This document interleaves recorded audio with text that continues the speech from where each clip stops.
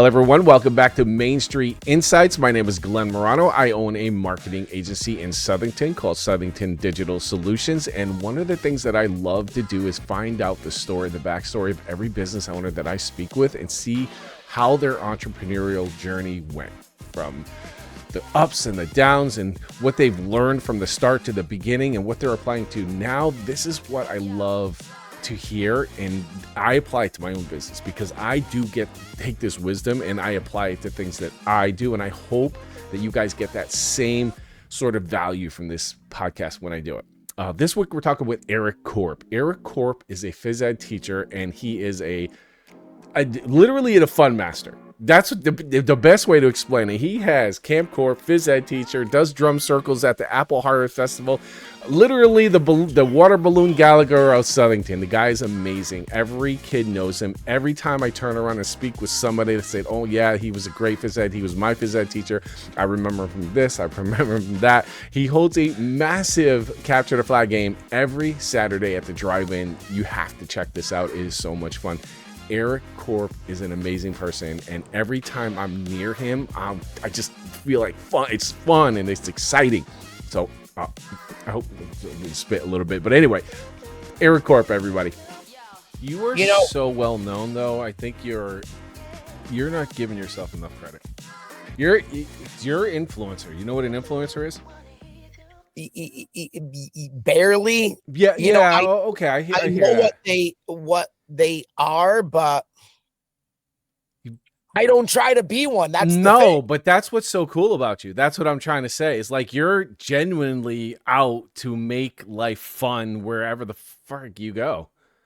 Right? This is true. Yes. Exactly what you do. You're just there. You want to make and no matter where you are, you're just like, listen, let's have fun. No matter what's going on, let's just have fun. And that's what I like about you. That's why I like being near you, because a lot of us, and I bet that's why a lot of people like to be near you. A lot of us have these things and we're dealing with, and this emotional issues, and there's a problem here and there's a problem there. But when we're like, for me, I have those as well. When I'm near you, it just goes away. Wow. Well, I'm glad to hear that, because I forget that is what's happening. And that's why what we are now doing is successful, because it is that feel in a genuine delivery. Yeah. 100%. 100%. All right. So we are here with Eric Korp. He owns Camp Korp. He is a staple in Southington. As you heard from that one part there, just the fun that you exude, the positive emotions that emanate from you, everybody feels. And dude, thank you so much for jumping in with us, man. Thank you. Oh, hey, my pleasure. And I appreciate the kind words, and it is like, that is what has happened now. And that's what I'm starting to realize now in my life, is the road or the path I was put on a long time ago, when I didn't even realize what the path was going to lead to. But now it's leading to what's going on right now. So speaking of what's going on, tell me about Camp Korp. Tell me, what is Camp Korp? What does it mean to you? What does it mean to the community? Okay. I mean, like I did mention before, we're still in our early stages. I mean, if for a business sense, this is like still our infancy, because we are seasonal. It's just in the summertime, but this is this is coming up on our 4th summer. The cool thing is, it's been in the works for so long, because way back, I mean, I did the other camps and stuff and got my experience there. And then of course started teaching, but then I started doing the party entertainment. I don't know if you even remember that. I think no, you do. No, I don't. Tell me about it. I mean, like, I started, when you said party entertainment coming, I was like, dude, that's you. I mean, you literally bring the party everywhere. That's how it started, with party entertainment. And I'd pull up in my van and I'd open up the doors. Water balloons literally would be like falling out of the vehicle. Yeah. I mean, the party entertainment was so fun, but it was such a grind. So I'd be doing 3-4 parties in a row on a Saturday, and then do it again on a Sunday. And so, but now with camp, it's almost the same type of idea, but now everyone just comes to one location for the day.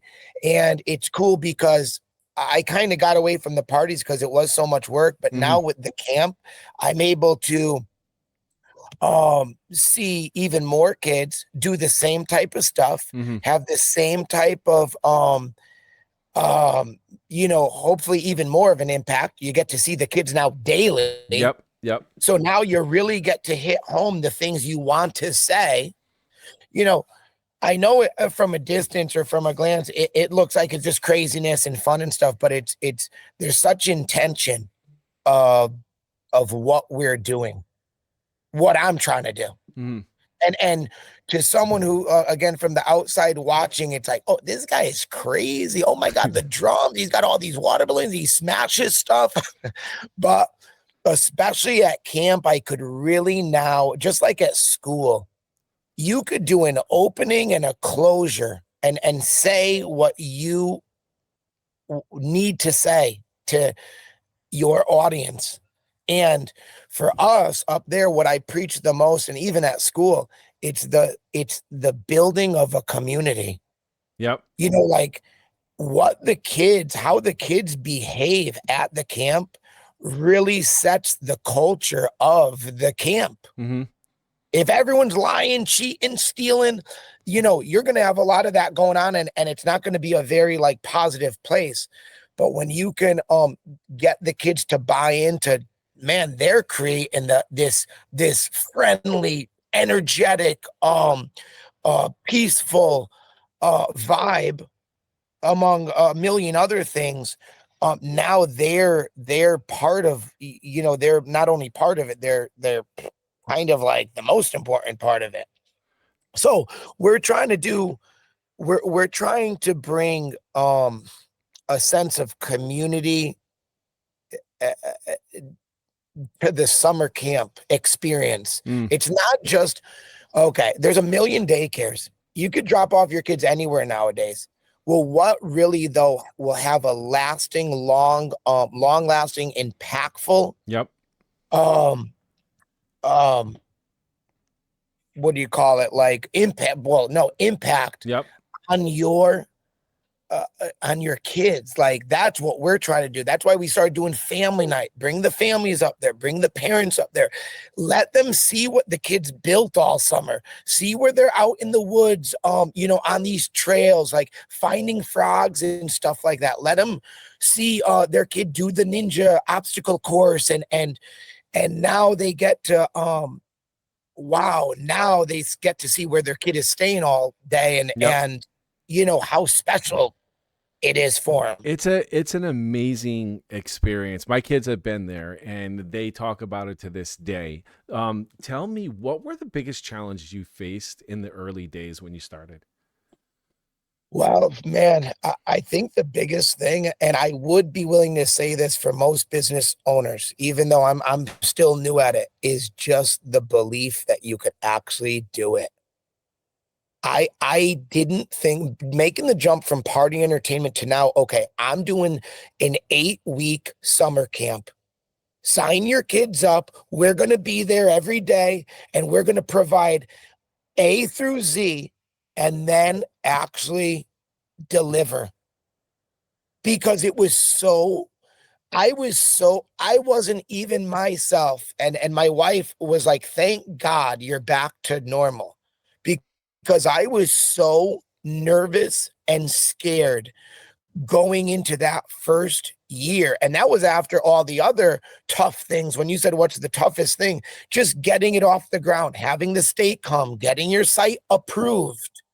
Finding someone who's willing to let you rent out their land to do the camp. And then having enough people actually sign up so that it's not just this like, oh, wow, there's 25, 30 kids here, like big whoop.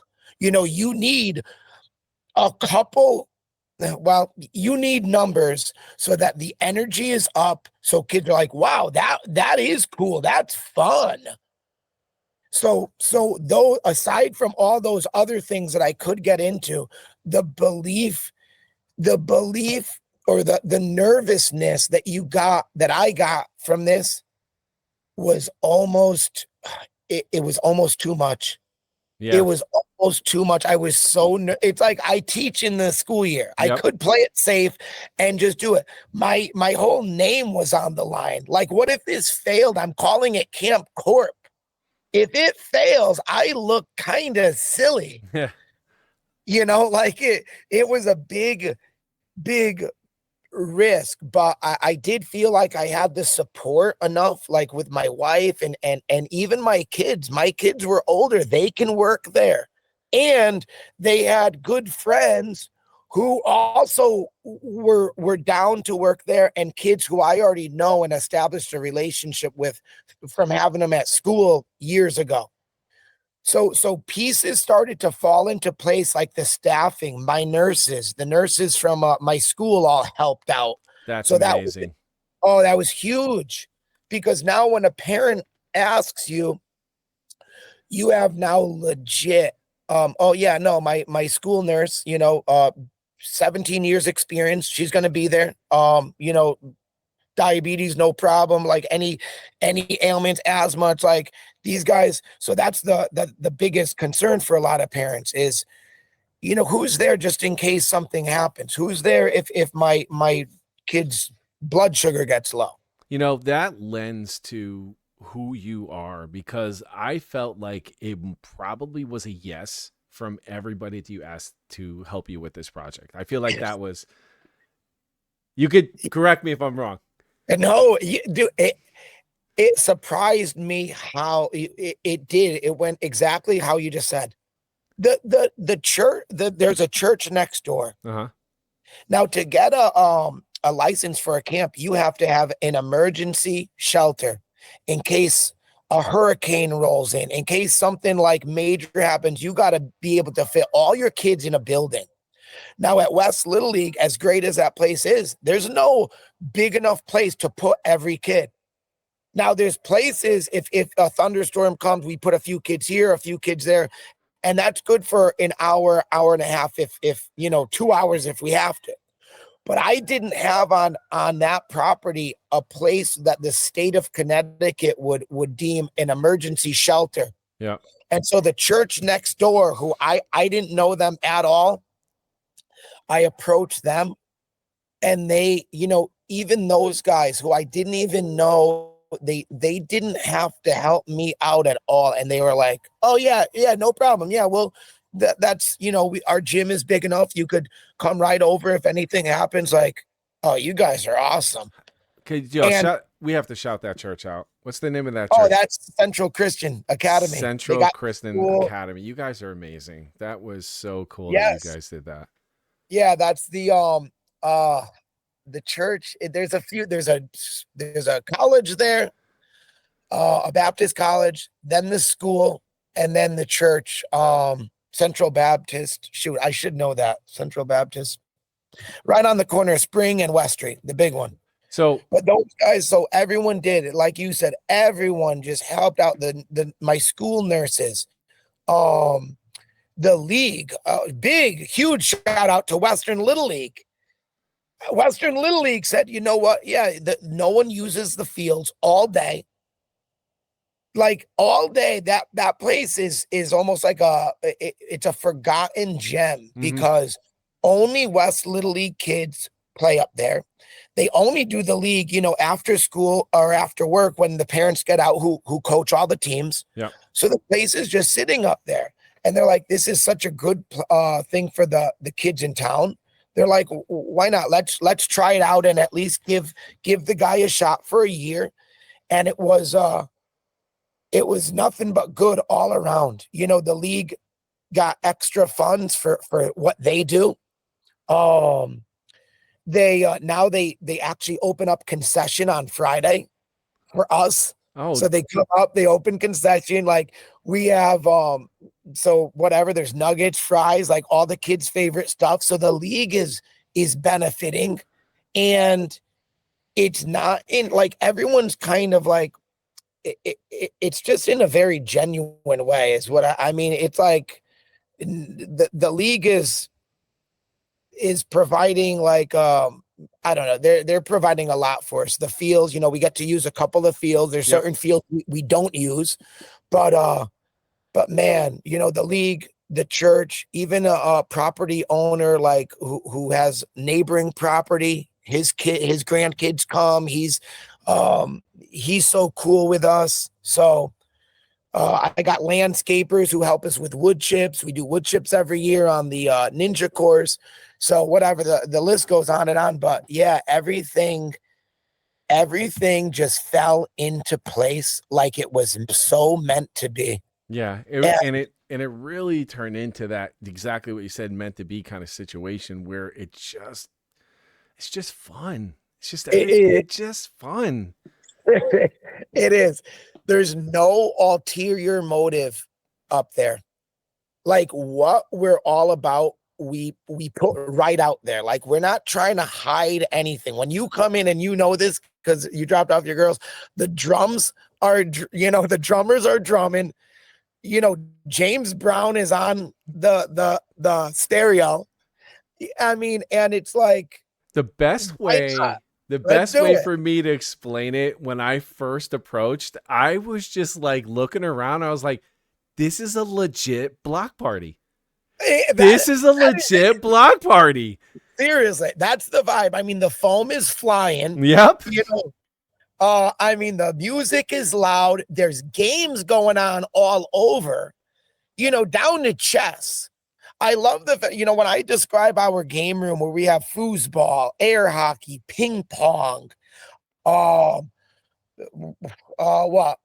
I'm missing one of the big ones. The pool. Foosball, ping pong, pool tables. Pool tables there. But I love that there's chess. There's a table of just chess players, and it's like serious business. We have tournaments. So, you know, our whole thing over there is it as much of a block party as it feels like.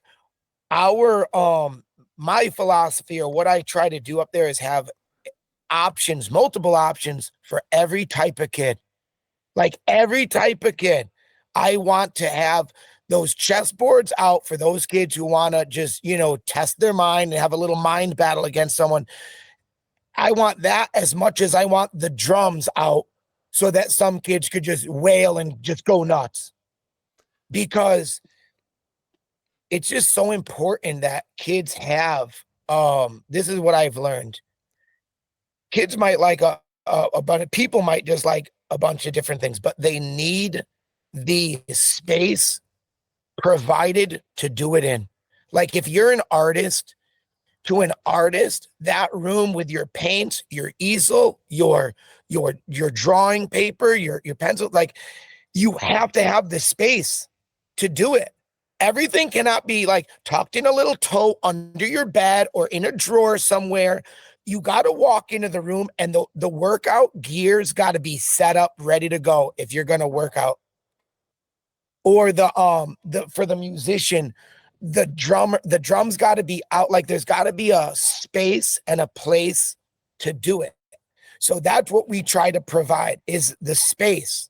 I get it, and I'm a parent too. Like I could understand how parents, you know, you don't want a drum set in a room. You're going to be hearing drums. You're going to be having a headache. So, but at camp, this is now the space where kids should be able to do all that stuff. That's what that's part of the price, the expectation for the parent.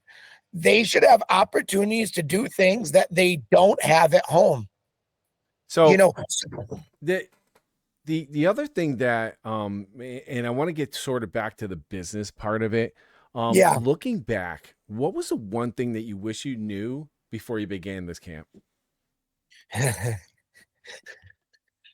Oh, this might get me in trouble. It's okay.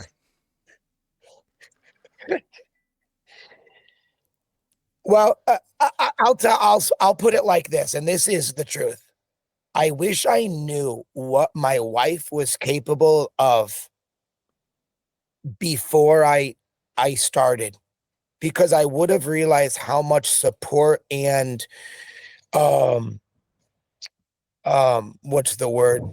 Not only support, just her capabilities, because she would have been I put it this way, I found people, I found other people to do things that I realized she was fine, she was more than capable of doing, and in many ways has taken over.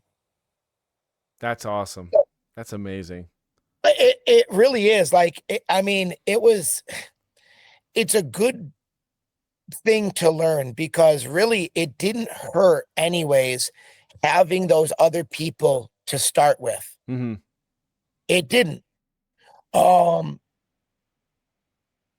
but like I almost wish I didn't know that, because it would have relieved a lot of pressure and stress that I was feeling. Yeah. That's what it would have done. But now I know, and now it's good. It's better to learn now. Shout out to mom. Oh, my wife Jill, Shout a big out to mom. because and anyone who knows me knows how like I get so caught up and wrapped up in what I'm doing, and she's able to kind of keep the little things on track. Like anything that has to do with the computer and catching up, making sure licensing and everything is in order. All those little things are in order. And the physicals, all there is so much that goes into it that I was naive to, and I'm glad I was naive to it, because I would have again been like, oh my God, I would have been so overwhelmed. But she took on a lot of that, and it's made me feel so much better. I'm more She like myself. she sounds amazing. Like this, it's your kind of what your yin to your yang Oh, big in time. the business. So tell Oh, me huge. now, when you started the business, how did you fund your initial operation? And like, what was that like? You know what was weird with this is I think summer camp is unlike any other business in this sense. When we start putting a product out there to be purchased now, okay, now you could purchase, it was January. We open up registration. So people are now paying for a product, but they're not receiving it until summer. So we didn't me and my partner did put money into the business. Yep. We put in like a few grand each, whatever. We bought a few things. But what we quickly realized is this: money started coming in January, February, March. Money's coming in. So now all of a sudden you have money to buy the things you need. Whether it's like game tables, canopies, and picnic tables, stuff like that, all stuff that we definitely did need to get off the ground, but we almost didn't have to make an investment of our own money. And it was like, it was almost surprising. It took me by surprise. I was like, wait a second. Oh my God. Wow. Yeah. We don't have to, like, we don't even have to pay staff until summer. So you have this money coming in, and you can't, of course, go nuts. Mm-hmm. You're not gonna, but now when summer hits, now you have the account is full of X amount. Now, of course, money comes out all summer. You're paying staff, you're buying more stuff, but the initial investment uh, part of it, it was like I didn't realize, like, wow, oh my gosh, this you can actually start this with very little money in your pocket. Now the thing is, and again, the nerve-wracking thing is, you better friggin' deliver now. Yeah. Because now you really you have, God forbid, and everything was looking good, our license and everything like that, but God forbid something happened, and the state said, actually, geez, this is still not taken care of. You guys can't open. It's like, The scariest feeling in the world. It's just like, Oh, I'm glad I didn't feel, that was just a question. It was like one of those what ifs. Yeah. But the investment piece, yeah, you didn't need a lot. So we're 4 years in, right? Is this just the season 4 that we're coming on? Season 4, yeah. Season 4, let's go, man. I like Um, it. Yeah, I'm so excited. how has it evolved since you started? Like, what changes did you make, and what advice can you give another camp owner, business owner in general, that you did to evolve and grow the business over the last 4 years? Okay. Hmm.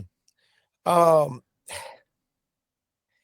in terms of adding, we definitely do try to add things every year. Um, but more than adding, it has to be almost like, if there's one word I would use, it's just so hard to make something genuine. It just has to be genuine. I mean, the genuineness of it sells it. Yep. This is why kids come back, because it actually, we're not just trying to make it fun. It really actually is fun. I went to trainings before in my past about, all right, how do you make this fun? How do you talk, converse and stuff? It's so hard to get, what's the term they say, like get blood from a stone or Yep. something, like it's hard to force something to be fun. It has to come from a place of genuineness. But in terms of growing a camp, specifically, I guess you try to you try to make little improvements. Little improvements make a big change. And not only that, the other big thing, there's a word that I kept using. Um, oh, now I'm of course gonna forget it. But it's when things are super organized, super easy to find, efficient. You're going for super, like, as clear cut efficiency as you can get. When if it's arts and craft time, it's the toe of arts and craft stuff has to be there, full of the stuff that's involved in arts and crafts. I don't want like balls over. Oh, there were ping pong balls just thrown in there because someone couldn't find where they went. Like, all those little hangups now create, um it's not smooth. Feel like You know, it takes away from the fun because now you're looking for something. you're looking for something.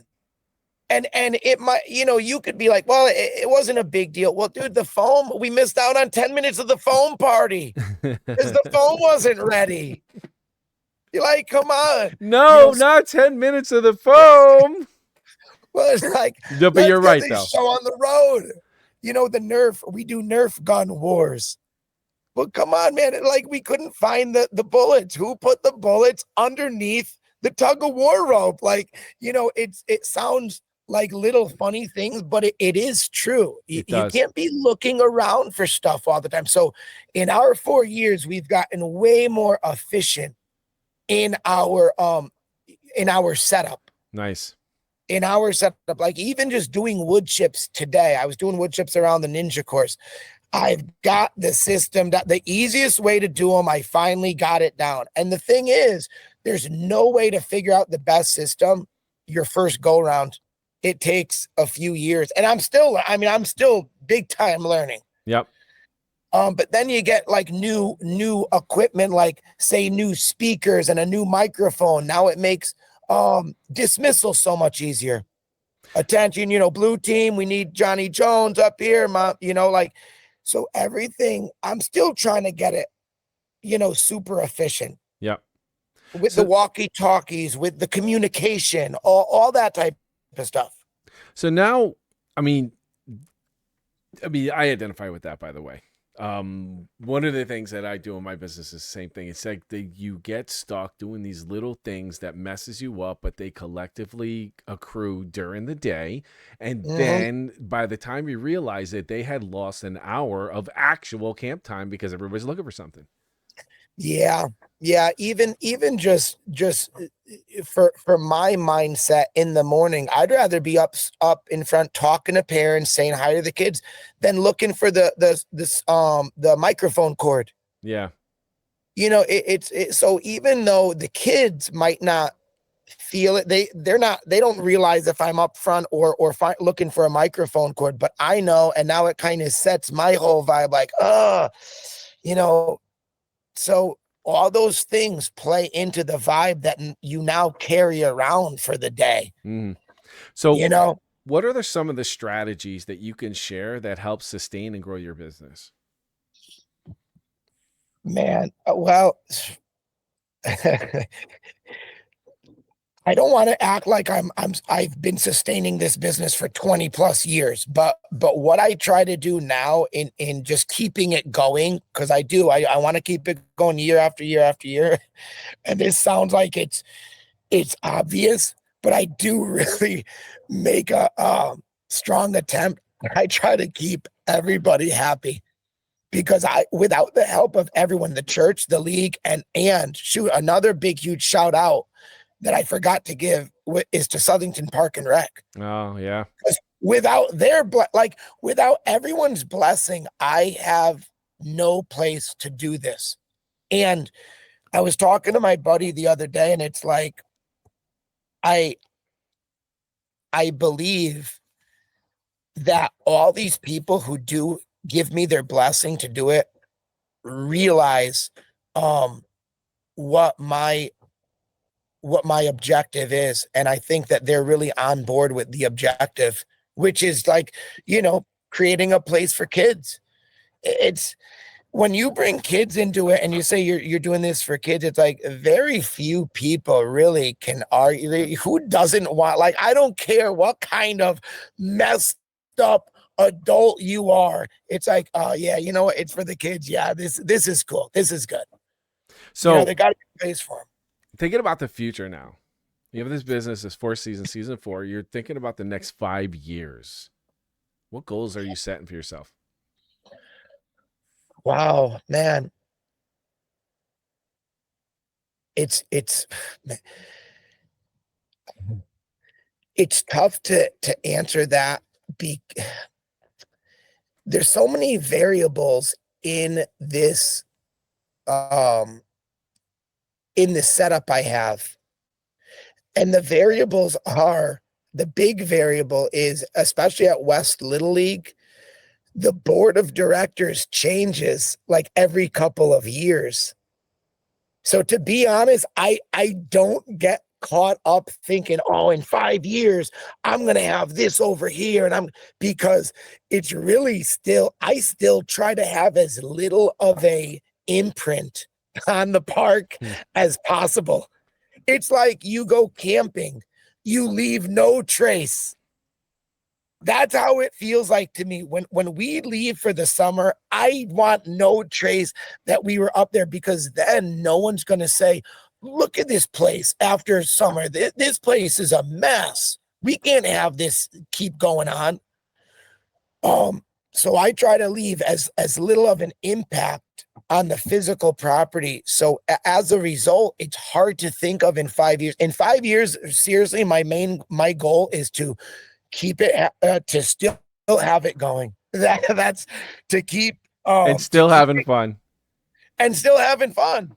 Maybe add some field trips. I would like little things like that. Like I'm not looking. Here's another actually good part of it. I'm not looking, if it was my property where the sky was the limit for numbers and stuff. The business sense is, all right, grow, grow, grow, keep getting those numbers and more kids. Well, where I am, I'm limited on the numbers. I can't have unlimited, because we only have a certain number of bathrooms and a certain amount of space that we could put kids in a storm or whatever. So we top out at a certain number. So a 5-year plan, if I could keep that number and help out as many of the families in town as I can, we did a fundraiser this past winter that you attended, like that. If I'm able to do that and bring the community together, and have a little fundraiser where people could donate and win some raffle prizes, but at the same time they're giving this family a chance to send their kids who would otherwise not be able to afford it. That's enough for me. I'm real easy. Like, I'm real easy. It doesn't, I appreciate the little things. And for me, it's like this right now, the way it is, if this went on how it is for another 5 years, I'd be stoked. Nice. And if it went on for another 10 years, I'd be stoked. And if something happens more down the road where it's like other opportunities show up, even better. So you're a dad, you're a Yeah. husband. Yeah. When camp time comes, I mean, I think this question probably applies to now too, because I feel like you're getting ready. Oh, How yeah. are you managing the demands of your business with your personal life? Well, thank God now my kids are older. My two daughters, and I think I failed to mention, whatever, they work there and everything. I was going to mention that before, how things fell into place early on. My daughters were old enough to, I did mention that. But so my daughters are older, so it's like they're good. They're doing their thing. Yep. My son is in high school now. He's on the tennis team, so he's busy with tennis and with his academics and stuff like that. So to be honest, now in my life, I've had more windows open back up, windows of opportunity. Like golf league, going out playing pool or whatever. I could do those things once again that I kind of used to before kids. Mm-hmm. Those things that opened back up, and with that, the camp is definitely a bear. It's a lot.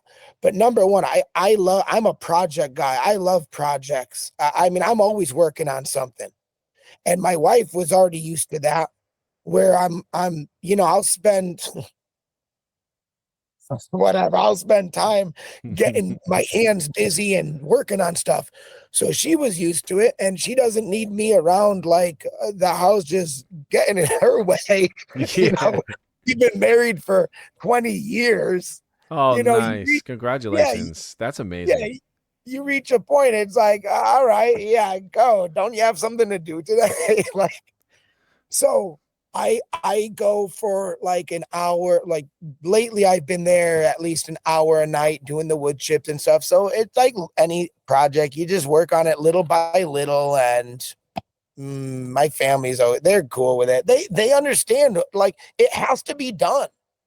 That's the other thing. It has to be done. Like, if kids show up to camp day one and only half of the ninja course has wood chips and the rest is all muddy, and it's like, what are we doing here? Who set up? What kind of half ass camp is this? This place is a mess. So I'm going to just make sure it gets done. If I have to find people and hire, I'll do that. But, I don't know. I like projects, so it doesn't bother me. It's just, I want to make sure my body holds out. I got to pace myself more. Yeah. So you had mentioned that your kids are working with you. Your wife is working Yeah. with you. Um, what are the challenges in that dynamic relationship that your family is now working with you? What challenges did you face, and how did you overcome those? Um, some of the things are minor, just like, you know, husband wife stuff. Like, my wife will always be like, you got to turn down the music. I can't even hear the parents stuff. It's like, That's just no, that's your after this party. Yeah, song, that's your block party mentality, that's man. it. Like, no, we're not turning the music down. So that's minor. Like, to be with my wife, she's up front, I'm in back. I don't even she lets me do, like, we both let each other do. I don't tell her how to run the camp program. Yep. She picked the program, and the whatever, the computer stuff. And she knows, like, she's not about to tell me, oh, you should run the game like this. It would be a little, like, we just trust that each other knows how to run their part. The only, and then my boy works there too. He kind of like runs the camp store, so he just does his thing. The only issue that ever came up was my daughters, who now are actual counselors or coaches, where um I don't know, it was like I spoke to her from more like, I'm their boss now. I'm not just their dad. Absolutely. I'm their boss. So I said something that, and whatever, they're my daughters. They could be sensitive about things, and I could definitely say things in not the most gentle way. And it was one of those things that's like, "Dude, what are you doing?" And so I just kind of put it very, very bluntly. And, she was like kind of hurt by how I approached her and stuff. But How did you overcome those obstacles? I mean, she's your daughter, you're her dad. It's like, it's a different dynamic when they're in a workplace. How did you overcome sort of feeling? Because I know as a father myself, it's hard to yell at your kids sometimes, but sometimes they kind of need it. uh, sometimes they do. And definitely an employee now definitely needs to know what your expectation is as the boss. Like, I've been doing that. They were my students, all these kids working. Yep. So it's like, yeah, no, we don't do it like that. And here's why we don't do it like that. Um, and any other kid, I think wouldn't take it as harshly as my daughter, but you know how kids are. Sometimes it's tough what to tell them. Yep. They don't like to just say, okay, yes, mom, yes, dad, you're right. Yeah, that's not So, going to happen. I don't think until ever, to but be just yeah, the way it's their kids tough. are.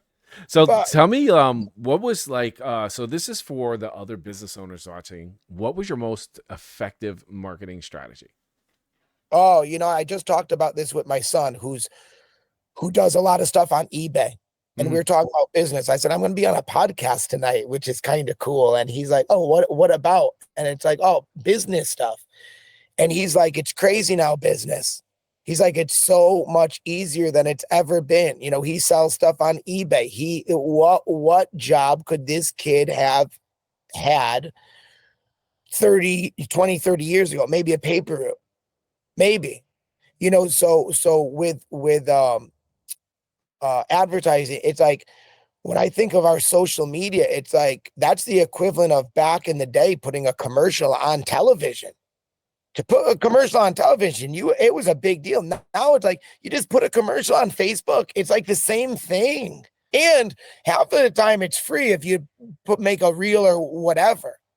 Um, or if you boost your ad, you got to pay a little bit. But it's like social media just gets the word out there. You put it out there. My girl who does the social media, Callie, my girl Callie, huge shout out to Callie. Let's Callie, go, Kelly. oh, Callie's amazing with the social media. She makes these reels. She gets some nice music for it, and it gives the audience a real actual taste of our vibe, what we do, the activities, the kids who go, the staff, the energy. Yeah. So it puts it all out there like really nothing else. I mean, you look at our website, Camp Korp, Southington.com, and I would dare you, like, the pictures on that, every kid who's smiling, it's like, these aren't pretend smiles. They're just, I dare anyone to try to find a picture that doesn't look like genuine fun Being not had. happening. Yeah. Yeah. Genuine fun is being It's had. just, I find when I show up to pick the kids up, I'm having fun. Like in yeah, that 5 minutes, I'm like, there's music and yeah, yeah. it's a good feel. So during your journey of building this business, which is an amazing business now, who has been your biggest influence, or is there a mentor you want to shout out that helped you kind of like get into that business mind? Oh man, wow. These are some,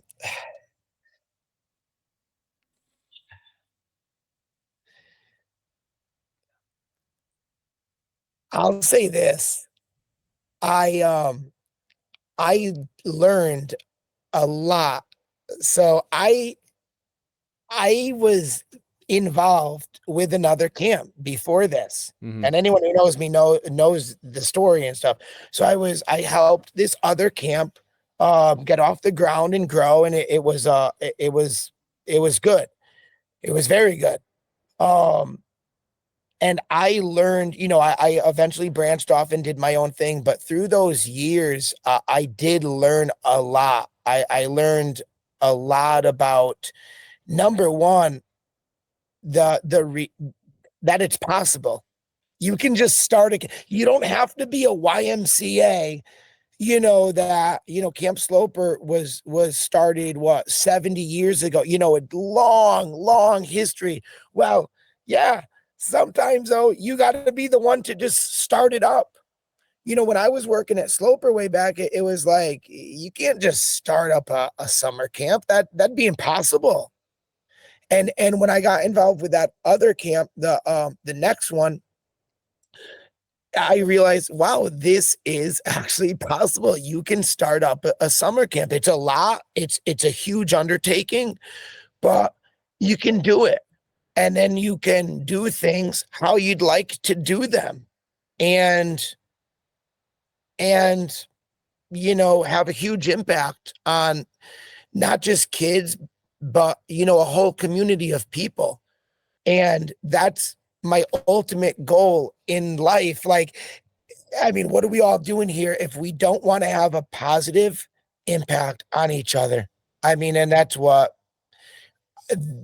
this is such a blessing. I mean, I realize what a gift this is, to have this opportunity to actually do this. Like, I think about it at night. It's like, I can't even believe that I'm this lucky where I can have the chance to do this.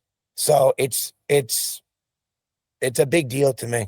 Eric, that was an amazing story. Thank you so much for joining the podcast. I hope you had fun.